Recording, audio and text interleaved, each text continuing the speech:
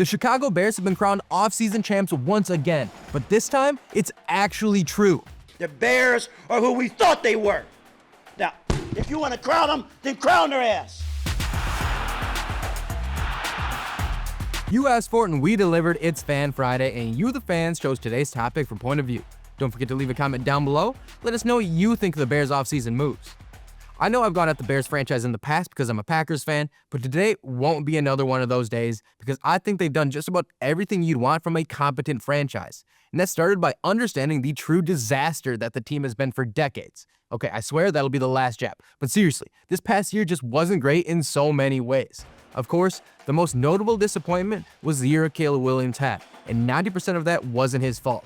And that offensive line was an abomination to the sport and couldn't stop a nosebleed. They gave up 68 sacks, which is the third most in NFL history.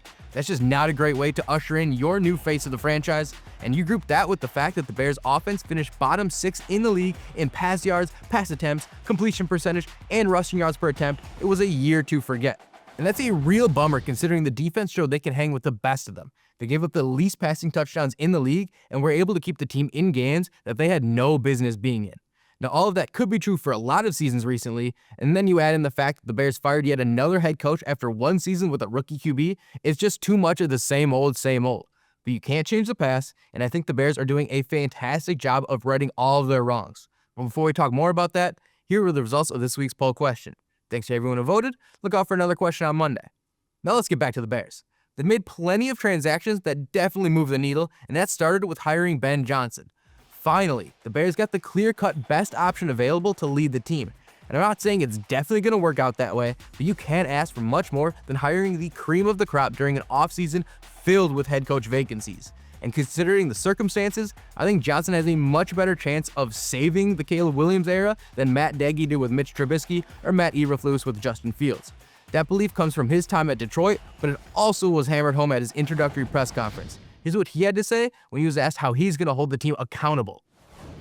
Accountability is really, we're going to do what we say we're going to do, and we're going to be who we say we're going to be. And if we fall short of that standard, then there has to be consequences to that.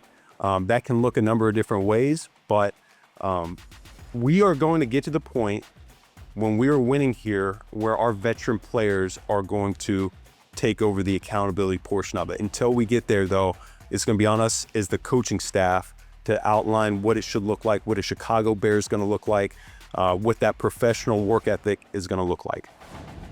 You have to love to hear that just based on what the Bears players were saying all last season. They were begging for someone to hold them accountable, and they finally had the right guy to do that.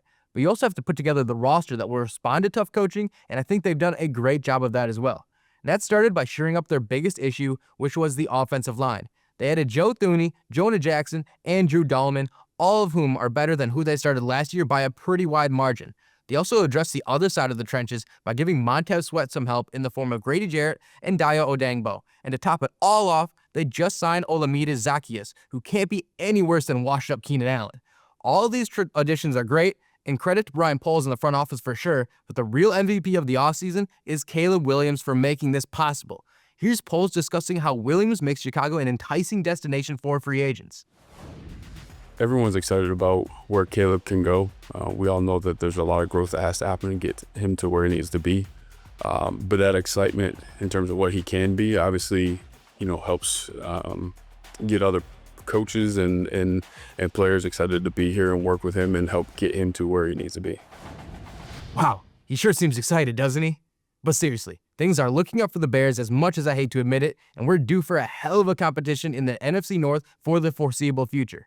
And speaking of Chicago teams who are on the come-up, the Cubs had a pretty darn good offseason as well. For more on that, check out this past episode of Point of View. Enjoy the weekend. We hope to see you again on Tuesday.